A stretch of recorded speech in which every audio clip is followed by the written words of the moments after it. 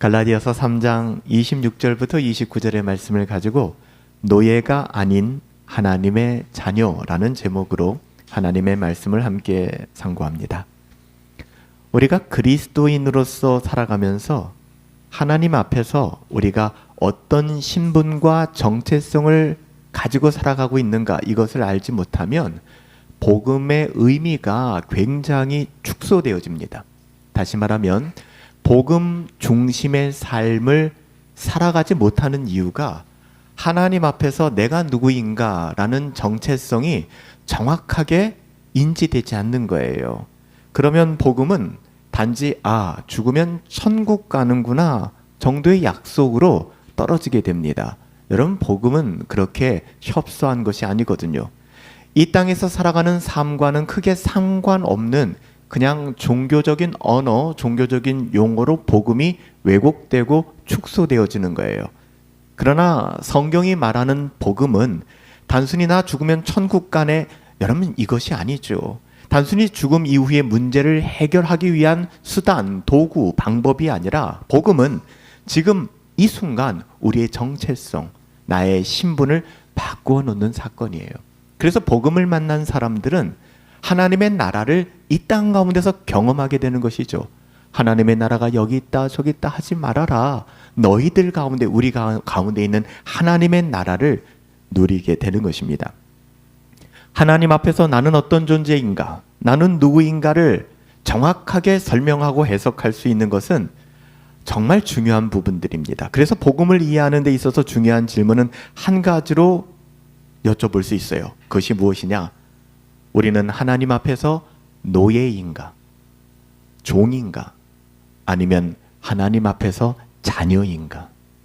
이것이 지식의 문제가 아니라, 여러분, 하나님 앞에서 여러분은 노예로 살아갑니까? 종으로 살아갑니까? 아니면 하나님의 자녀로 살아가고 계십니까? 이 질문은 굉장히 중요합니다. 오늘 본문은 바로 이 문제를 다루고 있죠. 우리가 읽은 갈라디아서 3장 26절부터 29절의 말씀을 보면 사도 바울은 반복해서 한 가지 사실을 강조합니다. 26절 보시죠. 너희가 다 믿음으로 말미암아 그리스도 예수 안에서 하나님의 아들이 되었으니 너희는 아들이다 라고 얘기해요. 27절 보시죠. 누구든지 그리스도와 합하기 위하여 세례를 받았느냐? 그 사람은 그리스도로 옷 입은 사람들이다. 28절에 다 그리스도 예수 안에서 하나가 된다. 29절 말씀에 보시면 너희가 그리스도의 것이면, 그리스도께 속한 자이면 약속대로 유업을 얻을 자니라. 표현은 조금씩 다르죠. 하지만 이 짧은 네 구절 안에서 사도 바울은 계속해서 한 가지 이야기를 하는 것입니다. 믿는 사람들, 신자의 정체성입니다. 내가 누구인가? 너희들이 누구이냐? 믿는 사람은 더 이상 율법 아래 묶여있는 종이 아니라 하나님의 자녀라는 사실, 다시 말하면 율법이 시키니까, 그렇게 해야만 하니까 그렇게 하면서 살아가는 사람들이 아니라는 것입니다. 율법의 저주 아래 놓여서 전전긍긍하며 내가 이것 못하면 지옥에 떨어지지 않을까, 내가 율법의 요구를 만족시키지 않으면 나는 구원받지 않은 사람인 것 같은 그 불안감 속에서 살아가는 율법의 노예, 그것이 아니라는 거예요. 너희는 하나님의 자녀이다. 성경이 말하는 구원은 하나님과의 관계가 근본적으로 변화되는 사건입니다. 하나님은 단순히 죄를 용서해 주시는 재판관으로서만 우리 앞에 서 계신 것이 아니라 우리를 하나님의 자녀로 받아주셨어요. 우리의 아버지가 되신 것이죠. 진리의 아버지가 되신 거예요. 그래서 복음은 단순히 죄 사함만을 이야기하지 않습니다. 복음은 신분의 변화를 이야기해요. 이게 훨씬 더 와닿는 것이죠. 신분이 변화된 것입니다. 죄인이 의롭다 하심을 받는 것에서 멈추지 않고 하나님께서 그 사람을 누구로? 하나님의 자녀로. 그냥 의롭다고 인정을 받은 죄인, 이런 재미없는 용어가 아니라 우리를 내 아들이라, 내 딸이라, 자녀로 받아주시는 사실을 포함하는 것입니다. 이 신분의 변화가 얼마나 중요한 것인지 우리는 갈라디아서 전체의 흐름을 통해서도 알 수 있습니다. 갈라디아 교회는 이미 복음을 들었어요. 갈라디아 교회가 복음을 모르는 사람들이 아닙니다. 이미 복음을 들었어요. 믿음으로 구원받았습니다. 성령 받은 공동체였어요. 그런데 그들이 또 다시 혼란함에 빠지게 된 것입니다. 유대에서 온 거짓 교사들이 할례와 율법의 행위를 강조하기 시작했기 때문에 그들의 가르침은 겉으로 보기엔 경건해 보였지만 핵심은 이겁니다. 하나님을 잘 섬기기 위하여, 하나님 눈에 들기 위해서는 율법을 지켜야만 돼. 너희들 율법 지키는 거 굉장히 중요한 것이고 그것은 너희들의 정체성과 연결되어져 있는 것이야. 그래서 사도 바울은 이것이 단순한 신앙의 스펙트럼이 다양한 거구나, 오케이, 뭐 그렇게 이야기할 수도 있지 라고 받아들이지 않습니다. 복음의 본질을 흔든다라고 생각하는 거예요. 그래서 갈라디아서가 쓰여진 거 아니겠습니까?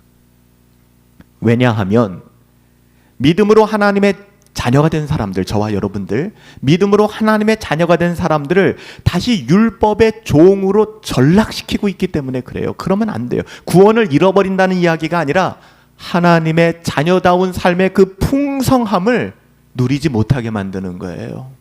너무 비참하게 살아가는 것이죠. 하나님의 자녀인데 종처럼 노예처럼 살아가게 되는 거예요. 그거 아니라는 거예요. 그것은 복음을 왜곡시켰다는 것입니다. 갈라디아서에서 사도 바울은 목소리 높여 반복해서 싸우고 투쟁하는 이유가 여기에 있습니다. 복음은 사람을 종으로 만드는 종교가 아닙니다. 그건 잘못되었습니다. 하나님과의 관계 안으로 들어오게 만드는 은혜입니다. 이것이 복음이에요.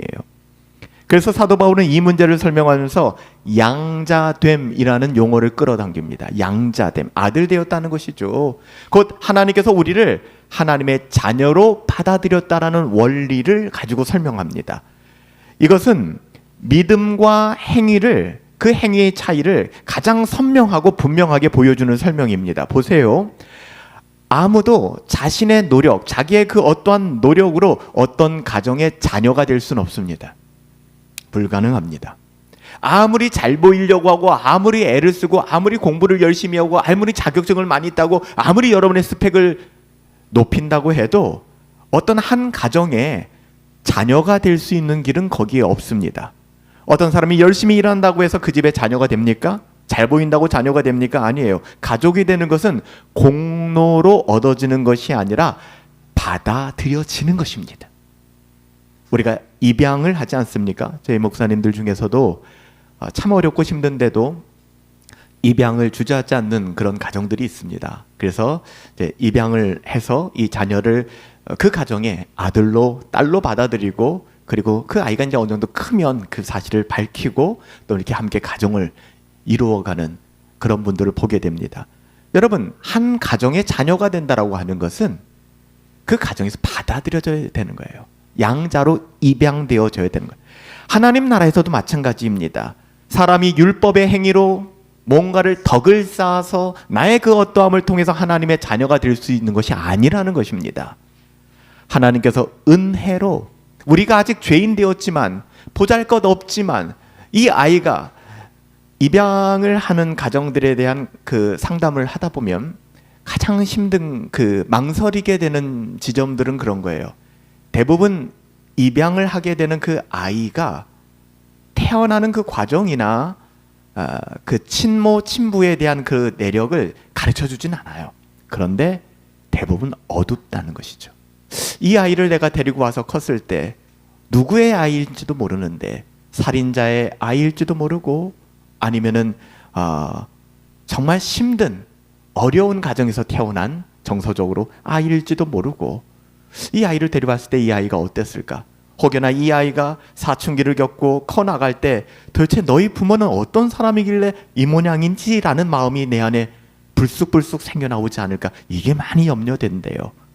여러분 똑같지 않습니까? 우리가 아직 죄인 되었는데 하나님은 알고 계셨어요. 우리가 죄인이라는 사실을. 그럼에도 불구하고 그분은 우리를 예수의 핏값을 주고 하나님의 자녀로, 양자로 받아들이셨다는 것입니다. 하나님께서 은혜로 우리를 받아들이실 때 비로소 우리가 하나님의 자녀가 되는 것이지, 어줍지 않게 우리의 어떠함이 아니라는 것입니다. 동일하게 어줍지 않은 우리의 어떠함 때문에 하나님의 자녀됨을 상실할 수 있을까요? 없다는 거예요. 그러니까 쓸데없이 내가 율법의 요구를 만족시키지 못했다고 해서 나는 구원받지 못한 사람인 것 같아. 여러분, 여러분의 구원은 그렇게 취소되는 것이 아닙니다. 한 가지 안타까운 것은 그렇게 살아가시는 분들은 하나님의 자녀됨의 풍성한 은혜를 누리지를 못하는 것이죠. 구원이 취소되는 것이 아닙니다. 하나님의 자녀라는 신분은 은혜로 받은 매우 매우 소중한 신분입니다. 우리가 우리의 어떠함을 짜내고 만들어낸 자리가 아닙니다. 하나님께서 주셨어요. 거저 자격이 없는데 은혜입니다. 그리고 그렇게 내가 하나님의 자녀가 되었구나, 하나님을 아버지라고 부를 수 있게 되었구나, 이 사실을 알게 될 때 우리는 복음을 그제서야 바르게 이해하게 됩니다. 또한 그 복음이 우리의 삶 속에서 실제적으로 능력을 발휘하는 것을 경험하게 돼요. 복음의 힘을 경험하게 되는 것이죠. 사도 바울은 이 사실을 갈라디아서 3장 26절부터 29절을 말씀을 통해서 분명하게 선언하고 있습니다.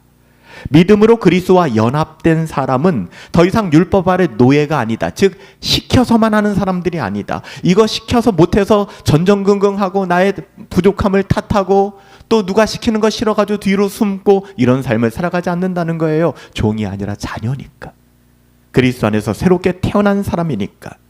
그래서 율법을 지켜야 하는 의무 규정, 나를 몹시 힘들게 하는, 숨막히게 하는 의무 규정으로 생각하거나 그 율법을 지킴으로 하나님의 자녀가 되보겠다라고 하는 망상에 빠지지 않습니다. 도리어 하나님을 너무너무 사랑하기 때문에 하나님의 뜻이 반영되고 계시된 하나님의 말씀, 그 율법을 소중히 여깁니다. 그리고 하나님의 자녀됨을 누리며 살아가게 되는 것이죠. 율법을 대하는 태도가 바뀌게 되는 거예요. 성경은 이런 하나님의 자녀됨을 향하여, 하나님의 자녀들을 향하여 뭐라고 얘기합니까? 마지막에 하나님의 약속의 유업을 상속받은 자들이다. 하나님의 유업을 상속받은 자. 가끔 그 연애 프로그램들 있잖아요. 요즘에 뭐 나는 솔로 뭐 이런 프로그램들이나 아니면은 결혼 그 이제 상담 뭐 해가지고서 이제 뭐 서로 만나서 매칭 해주는 거, 이런 프로들이 가끔 이제 눈에 들어오더라고요. 근데 이런 한 남자가 나와서 이제 자기의 이제 스펙과 또 재산과 뭐 이런 것들 다 얘기하면 거기서 정말 상처가 될 수 있겠지만 그렇게 하더라고요. 뭐 재산은 몇 점, 외모는 몇 점, 학력은 몇 점, 토탈 당신은 D, C 이렇게 매기더라고요. 그런 곳이래요, 그런 데가. 근데 어떤 친구가 나와서 얘기하는데 저는 지금 집에 살고 있는데 이 집은 몇 평 집이고 어디에 있고 막 얘기하는데 오, 제법 재력이 많은 거예요. 그런데 보니까 부모님의 재산이야, 다. 부모님의 재산. 근데 그러니까 이제 그 결혼 그 상담하는 그런 사람들은 얘기하는 거죠. 재산은 그럼 0점이네, 0점. 당연히 재산 없는 겁니다. 그 부모님 거잖아요. 근데 그 남자는 제가 아들이니까 어차피 부모님 돌아가시면 이거 다 유산으로 나 혼자인데 나에게 올 거 아닙니까? 라는 자신감이 있는 거죠. 그 자신감이 어디서 왔을까요? 아들이기 때문에 갖는 자신감이에요. 아들이기 때문에. 하나님께서 뭐라고 말씀하시냐면 이 세상에서 너희들이 어떤 인생을 살아가든 그 인생 가운데 우리에게 맡겨주신 것은 그냥 충성하는 것이고요, 감사하는 거예요. 때로는 열매가 없을 수도 있고요, 적을 수도 있어요. 하지만 감사하며 자족하며 그 인생의 여정을 살아가는 것이죠. 그것이 전부입니다. 그렇지만 뭐라고 약속하셨어요? 약속하신 그 유업, 하나님 나라의 그 유업을 너희가 상속받게 될 것이다. 지금은 사람들이 당신 재산 점수 0점이네, 0점. 그래 0점이라고 비웃어라. 내 아버지의 재산은 어차피 다 내 건데 라는 아들의 상속받을 그것에 대한 약속에 대한 신뢰 아니겠습니까? 물론 요즘에는 뭐 자녀에게 상속을 해주기도 하고 사회에 기부하거나 환원하시는 분들도 계시죠. 뭐 여하튼 떠나서 당시의 문화가 그랬거든요. 부모의 것을 상속자에게 상속해주는. 그래서 우리를 양자다, 법적인 용어로 성경은 그렇게 이야기하는 것이고, 복음은 우리가 하나님의 자녀 되었음을, 율법의 종이 아니라 이 부분을 강력하게 이야기하는 것입니다. 오늘 본문 3장 26절은 갈라디아서 3장 전체에서 아주 중요한 전환점입니다. 조금 어려우실 수도 있겠지만 한번 생각을 다시 한 번만 해보세요. 앞서 3장 6절부터 25절 갈라디아서 강의 6번째, 7번째, 8번째 이게 보시면은 주로 관점이 어떤 관점이냐? 유대인들을 향한 관점이었습니다. 유대인들을 향한 관점이었어요. 그래서 아브라함의 약속, 이거 이방인들에겐 좀 생소하거든요. 유대인. 모세의 율법, 이것도 누구? 유대인. 그리고 그리스도 안에서 이루어지는 믿음의 관계, 아브라함의 언약이 하나님의 언약이 우리에게 어떻게 적용되어지는지. 하나님의 언약은 결코 변경되지 않는다. 지지난주 설교 제목이었잖아요. 지난주 설교 제목은 율법은 신자를 그리스도께 인도한다. 대상은 엄밀히 말하면 유대인들이었습니다. 그런데 오늘 26절부터는 복음의 시선이 이방인 그리스도인, 다시 말하면 예수를 믿는데 유대인이 아닌 사람들에게로 옮겨지고 있습니다. 사실 갈라디아 교회 대부분의 구성원들은 이방인이었습니다. 대부분의 구성원들이 이방인이었습니다. 그런데 그 가운데서 영향력을 미치던 사람들이 유대인이었습니다. 그래서 초점을 그리 맞췄던 것인데, 이제 교회 전체인 어떻게 보면은 중간지대에 있어서 영향을 받는 이방인들을 향하여 메시지를 전하는 것입니다. 26절에 보면 왜냐하면 이라는 의미의 접속사로 시작하죠. 사도 바울이 앞에서 말했던 부분을 이제 정리하는 것입니다. 왜냐하면 이유를 이야기하고 정리하는 것이죠. 어떤 거? 하나님의 언약은 결코 변경되지 않는다. 율법은 신자를 묶어두고 올가매고 힘들게 하는 것이 아니라 그리스도께로 인도하는 것이다 라고 이야기했어요. 26절에 왜냐하면, 이것이 왜 중요하냐? 바울은 앞에서 말했던 부분들을, 율법은 더 이상 어떤 의미에서 우리를 감옥처럼 가둘 수 없다. 율법의 기능들을 이야기했지만 궁극적으로는 그 율법이 우리를 감옥처럼 가두거나 지도교사처럼 우리를 통제하는 역할을 더 이상 할 수 없다라고 얘기해요. 그 이유를 얘기하는 거예요. 바울은 뭐라고 얘기합니까? 그 이유를 26절에 이렇게 얘기해요. 26절 보시죠. 너희가 다 믿음으로 말미암아 그리스도 예수 안에서 무엇이 되었다고요? 하나님의 아들이 되었기 때문에 더 이상 너희는 율법을 그렇게 대면하지 않아도 된다라고 얘기하는 거예요. 율법의 종이 아니다라고 얘기하는 거예요. 그리스도인이 누릴 수 있는 참된 자유라고 하는 것의 근거가 뭔가? 방종이 아니라 자유. 그 근거가 뭔가? 더 이상 율법의 종이 아닌 자유자로서 하나님의 자녀됨을 누릴 수 있는 근거. 율법 아래에 있을 때의 사람은 노예입니다. 종의 상태입니다. 그 율법 때문에 두렵습니다. 미칠 것 같습니다. 숨이 막힙니다. 그러나 그리스도 예수를 믿는 순간 하나님의 자녀가 되는 거예요. 더 이상 율법의 종이 아니라 하나님의 언약. 그 언약은 제가 말씀드렸죠. 율법은 중재자가 필요하다 그랬어요. 모세는 중재자가 되어서 하나님의 말씀을 사람들에게 전해주고 사람들의 그 어떠함을 모세는 기도하여 하나님께 전해주는 중보자가 필요한 관계였습니다. 하지만 언약이라고 하는 것은 따로 중보자가 필요 없어요. 하나님이 하나님에게 하신 약속이에요. 우리 어떠한가는 상관이 없어요. 물론 그 약속 안에는 우리의 궁극적인 중보자 예수 그리스도, 예수 그리스도, 그분으로 말미암는 구원이 들어있는 것이잖아요. 그리스도 예수 안에서 하나님의 자녀가 되었다. 더 이상 아무 설명 필요 없다. 내 아들아, 내 딸아 라고 얘기하는 거예요. 그리스도인이 누릴 수 있는 참된 자유의 근거는 이것입니다. 율법 아래에 있을 때는 그 사람의 삶의 질이 정말 좋지 않아요. 시켜야 일하고 주인 피해서 안 보이는 데서 농땡이를 피우기도 하고, 시키면 왜 이런 건 나한테 시키나 싶기도 하고, 안 하면 지적받을까 봐 두렵고, 이것이 율법 아래에 있는 신앙입니다. 하지만 자유자가 되면 다릅니다. 이것이 기뻐집니다. 제가 한번 그런 비유로 설명을 드린 적이 있어요. 뭐 이것도 한 예화이긴 하지만 한 여인이 뭐 지금은 종 주인이 없는 관계지만 뭐 예전 이야기로 주인을 잘 보필했어요. 때가 되면은 주인에게 아침 식사를 올려줘야 되고, 그리고 주인이 거주하는 공간뿐만 아니라 모든 공간을 청소해야만 되고, 종으로 살아가는 것이죠. 노예로 살아가는 것이죠. 그런데 기적 같은 일이 벌어졌어요. 주인이 그 여인을 아내로 맞이했습니다. 바뀌지 않아요. 아침에 아침 식사를 해서 남편에게 식사를 가져다 주고 함께 식사를 합니다. 그녀의 일상은 바뀌지 않아요. 집안을 곳곳이 청소하고 집안을 돌아봅니다. 그런데 노예로서 했던 자신의 삶과 이 집의 주인으로서, 아내로서 하는 삶의 질은 전혀 달라지는 것입니다. 우리가 하나님의 자녀라는 거예요. 율법의 내용이 바뀌는 게 아닙니다. 율법을 이해하고 율법을 대하는 태도가 바뀌는 거예요. 율법을 잘 지키든 못 지키든 건 별로 상관이 없습니다. 궁극적으로는. 사도 바울은 이런 자녀됨의 관계에 대하여 성경을 통해서 이렇게 세례에 대해서 설명, 우리 다 세례 받았으니까 27절 보세요. 누구든지 그리스도와 합하기 위하여 세례를 받은 자는, 우리 세례 받았잖아요. 세례 받았다는 것은 무엇을 의미합니까? 그리스도와 연합되었다는 것입니다. 그리스도로 옷 입었느니라. 여기서 세례는 단순한 종교의식, 나 유아 세례 받았어요, 나 세례 교인입니다, 이거 우리가 써먹을 일도 없지만 그거 쓰려고 세례 받는 거 아니지 않습니까? 세례는 신자가, 누군가가 그리스도와 연합되었다는 거예요. 하나 되었다. 내 안에 예수님이 계신다는 거예요. 예수님 안에 내가 거한다는 것입니다. 사도 바울은 로마서에서 이렇게 설명하죠. 로마서 6장 3절부터 4절 제가 읽어드릴게요. 무릇 그리스도 예수와 합하여 세례를 받은 우리는 그의 죽으심과 합하여 세례를 받은 줄 알지 못하느냐?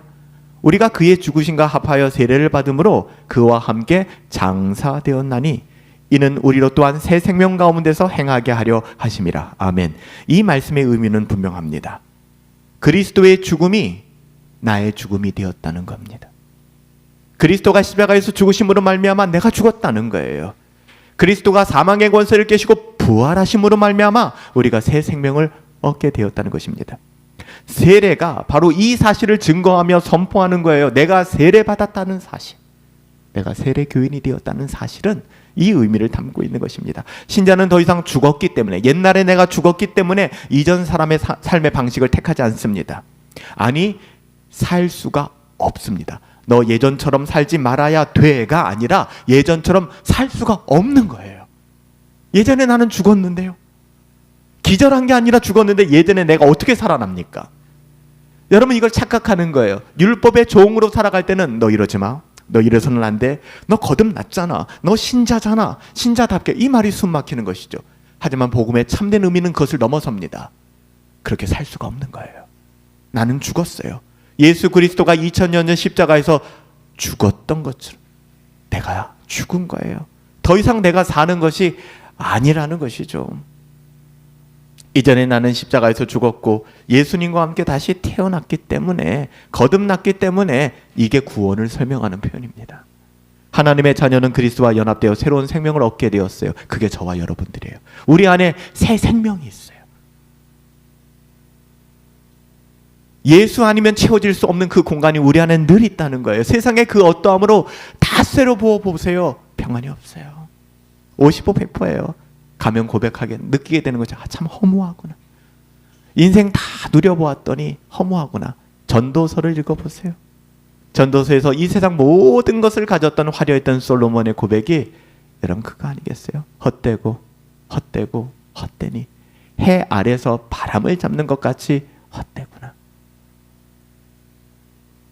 사도 바울은 그리스도로 옷 입은 자다라는 표현을 씁니다. 여러분, 어떤 옷을 입느냐에 따라서 마음가짐이 달라지지 않습니까? 27절에 그리스도로 옷 입었느니라. 이 표현은 옛사람과 새사람 사이에 분명한 전환점을 보여주는 겁니다.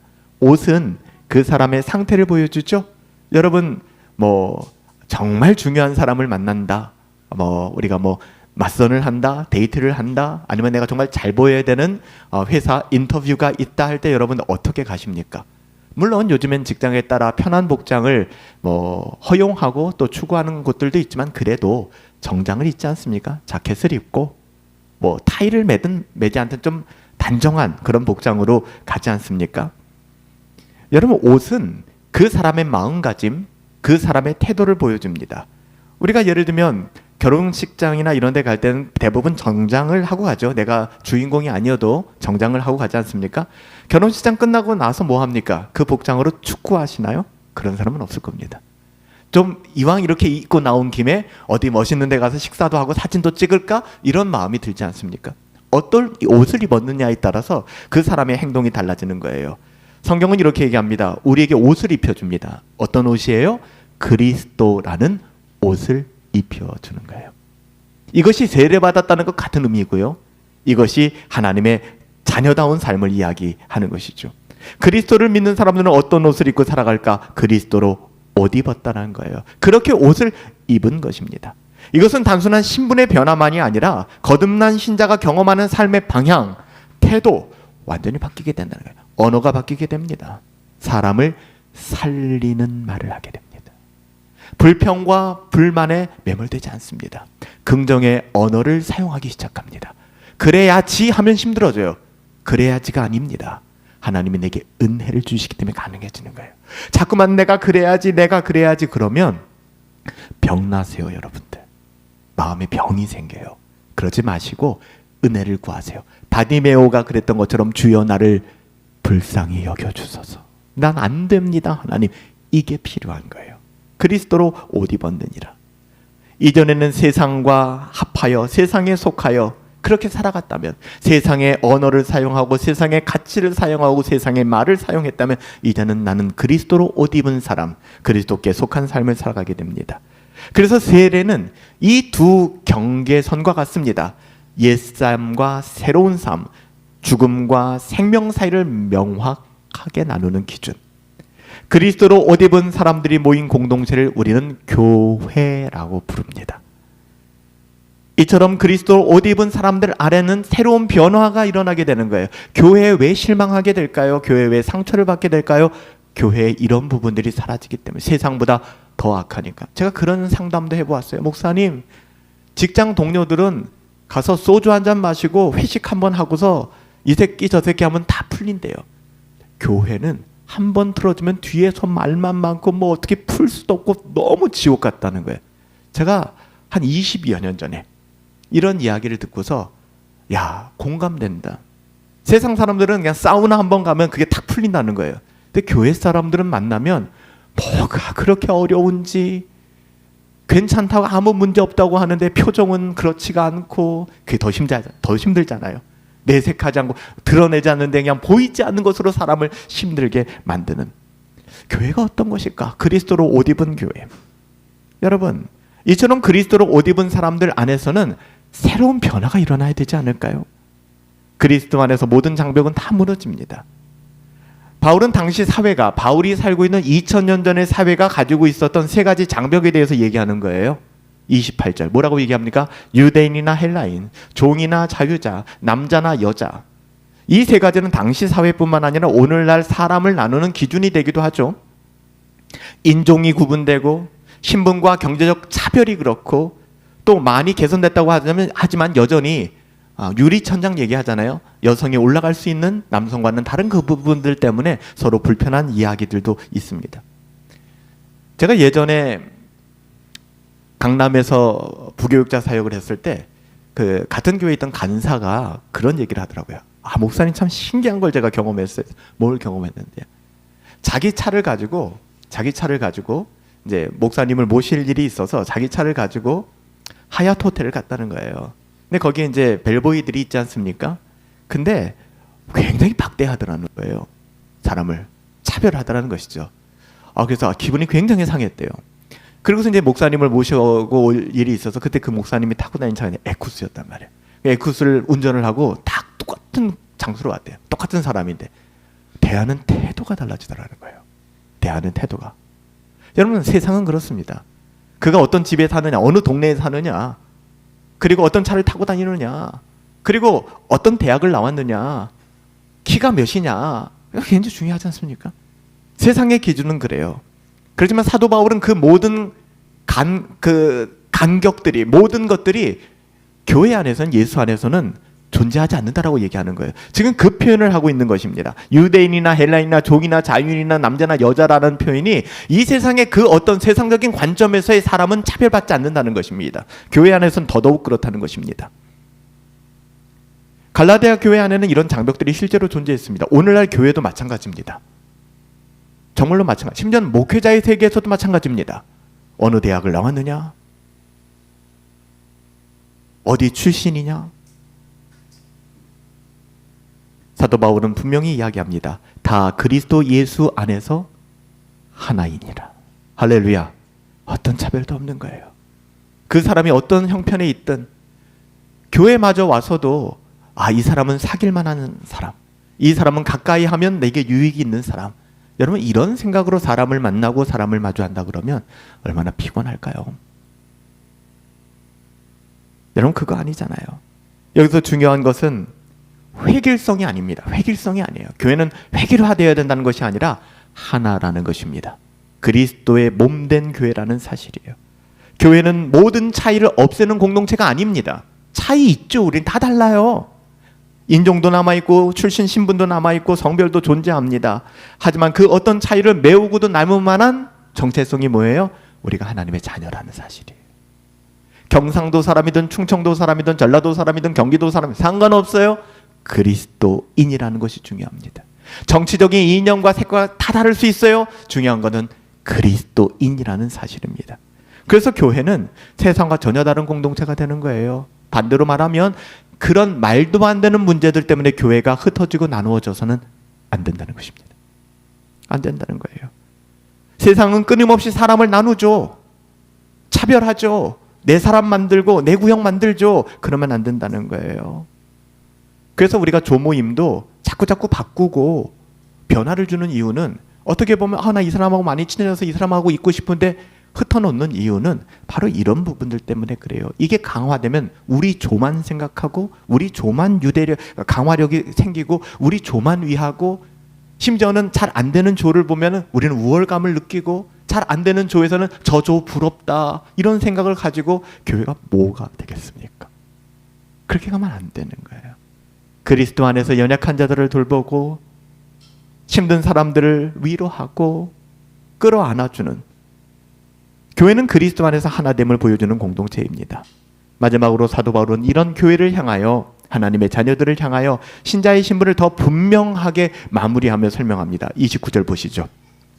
너희가 그리스도의 것이면 조건이 붙어요. 너희가 그리스도께 속한 자라면 거듭났다면 그리스도와 연합되었다면 옛사람은 죽고 새 사람이 살았다면 그 의미입니다. 너희가 그리스도의 것이면 곧 아브라함의 자손이 되는 것이고 약속의 유업을 이을 자니라.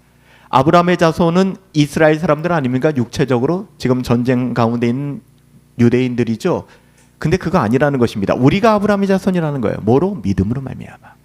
여기서 중요한 표현이 뭐예요? 그리스도의 것. 하이델베르크 교리문답 1문 1답의 그 내용이에요. 우리가 그리스도께 속하였다는 사실. 그리스도의 것. 신자는 그리스도께 속한 사람입니다. 그리스도께 속했다고 하는 것은 아브라함의 자손이 되었다는 이야기고요. 이것은 아주 중요한 선언입니다. 아브라함의 자손이 되는 건 아하 그렇구나. 혈통으로 되는 게 아니구나. 그래서 유대인, 이방인 이렇게 구분해서는 안 되는구나. 할례로 되는 건 더더욱 아니구나. 율법의 행위로 되는 것도 아니구나. 오직 믿음으로 하나님의 언약으로 말미암아 하나님의 자녀가 되는 것이구나. 그렇게 된 하나님의 자녀들은 하나님께서 아브라함에게 약속하신 동일한 복과 이 모든 것을 상속해 주겠다라고 이야기하는 거예요. 바로 그 사람이 언약의 상속자가 된다. 저와 여러분들이죠. 하나님의 그 나라를 꿈꿀 수 있는. 여러분, 하나님 앞에서 어떻게 살아가고 계세요? 어떤 신분으로 살아가고 계십니까? 혹시 종과 노예같이 종교적 의무감에 매몰되어 불행한 삶을 살아가고 계시진 않나요? 어제 밤에 제가 이제 설교 준비를 마무리하고 저희 아이와 잠깐 대화를 나눴어요. 잠깐만 일로 와봐. 밤늦게 재활용 좀 하고 와. 방금 재활용 하고 왔거든요. 네, 재활용 좀 하고 와. 그랬더니 눈이 벌써 도끼 눈이 돼요. 쳐다보는 거죠. 너 아빠가 재활용 좀 하고 와 할 때 너의 느낌은 어떠니? 뭐 해야는 하겠지만 그냥 꼭 이거 지금 해야 되나? 그게 종이야. 그게 노예야. 정말 자유자는 돌아보아서 내가 재활용할 거 없나? 우리 집이 지저분하면 안 되는데 아빠 이거 내가 하고 올게요. 이 마음이 이것이 참 자녀의 삶 아닐까? 저도 마찬가지죠. 가끔은 제 아내가 설거지 좀 해줘라고 하면은 막 기름이 낀 거를 막 설거지를 해야 되니까. 근데 또 반대도 있어요. 제가 알아서 할 때가 있거든요. 너무 기쁘고 즐거워요. 내가 할 수 있다는 것에 대해서. 근데 인간은 악하니까 누가 하라 그러면 되게 하기 싫어지거든요. 똑같은 설거지를 해도 이게 종과 노예, 자녀의 차이점이구나. 똑같은 설거지를 해도 똑같은 재활용을 벌이고 와도 누군가는 투덜거리고 하기 싫어서 그렇게 그 일을 하게 되는 것이고 누군가는 휘파람을 불면서 행복해서 그 일들을 하게 되는 것이죠. 여러분 어떠세요? 우리가 신앙생활을 하고 우리가 경건생활을 하고 경건을 추구하는 데 있어서 종과 노예와 같이 살아가고 있지는 않는가? 그렇다고 여러분들 하나님의 자녀됨이 취소되는 거 아니에요. 괜찮은 건 아니지만 불행하죠. 왜냐하면 하나님의 자녀됨을 못 누리고 살아가실 테니까. 여러분 자원하는 마음을 구하세요. 그래서 우리가 누군가에게 뭔가를 권하고 청할 때 때로는 그것이 무의미할 때가 있어요. 오히려 그에게 하나님의 은혜가 임하기를 기도해야 될 때가 있는 것 같아요. 우리는 의무감에 매몰되어서 불행한 삶을 살아가고 있지는 않은지, 아니면 거듭난 하나님의 자녀로서 하나님의 은혜와 사랑 안에서 참된 자유와 기쁨과 희락을 정말 누리면서 살아가는지. 제가 지난 금요일 예배를 드리고 나서 뭐 이래저래 기도 제목도 있어서 한숨도 못 잤어요. 그리고 새벽에 교회 왔어요. 오고 싶어서. 그리고 아침에 한 2-5시간 혼자 기도하는 시간을 가졌어요. 좋아요. 너무 좋은 거예요. 이게 미신적인 얘기가 아니라 그 하나님 앞에 나와 기도할 수 있다라는 그 사실, 또 기도할 때 하나님이 볼 수 없는 상처를 만져주시고요, 싸매어 주시고요. 제가 금요 기도회 때도 말씀드렸지만, 내가 모든 것을 이기고도 남을 만한 파이가 하나님께 있다니까요. 그게 없으니까 내가 힘든 거야. 이거 해결한다고 결코 그 해결되지 않아요. 여러분, 세상은 우리가 바꿀 수 없습니다. 불가능해요. 여러분, 하나님의 자녀됨을 누리실 수 있었으면 좋겠어요. 은혜의 복음은 사람을 노예와 종으로 만들지 않습니다. 하나님의 자녀됨의 기쁨과 즐거움을 누리게 하세요. 전 저와 여러분들이 그 기쁨과 즐거움을 누렸으면 좋겠어요. 하나님의 자녀다운 그 복을, 그 은혜를. 이것이 하나님의 약속을 상속받는 자로서 살아가는 것이고요, 그리스도인, 그리스도께 속한 그리스도의 것에 참된 삶이 될 것입니다.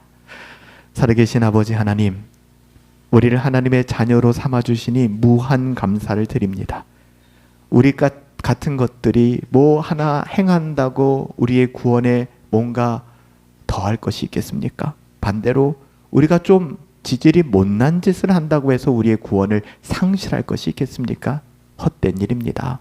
우리는 오직 하나님의 언약에 따라 하나님의 은혜로 믿음으로 말미암아 구원받은 하나님의 자녀들입니다. 자격 없음을 우리 모두가 알고 있고 매일매일 자괴감을 느끼고 살아가는 것이 우리의 삶입니다. 그럼에도 불구하고 하나님은 우리의 아버지가 되신다는 사실은 그 누구도 흔들 수 없는 것입니다. 하나님을 아버지로 모시고 살아가는 삶, 이 세상에 무엇과 비교할 수 있을까요? 우리는 무엇 때문에 불행해하고, 무엇 때문에 힘들어하고, 무엇 때문에 자괴감에 빠지고, 무엇 때문에 분노하는 것일까요? 하나님의 자녀라는 사실을 잊지 않고 살아가게 하옵소서. 존귀하신 예수님의 이름으로 기도하옵나이다. 아멘. 하나님의 자녀됨의 은혜를 우리 모두가 누릴 수 있었으면 좋겠어요. 저는 그래요. 어떤 환경과 상황 속에서도 나는 하나님의 자녀구나, 하나님의 자녀구나, 그 사실 때문에 저는 위로받습니다. 때로는 수만 명이 에어서 나를 진치고 나를 대적한다 할지라도 별로 두렵지 않아요. 저는 그거 내려놨거든요. 저는 완벽하지도 않고 완벽할 필요도 없는 사람입니다. 있는 그대로 잘못하면 회개하고 돌아서고 늘 하나님께로 돌아오면 하나님의 자녀됨의 은혜를 누리며 살아가면 그것으로 충분한 거 아닐까요? 그런 은혜가 저와 여러분들 가운데 있었으면 좋겠습니다. 우리 자리에 일어나셔서 결단하는 찬양, 올해 황폐한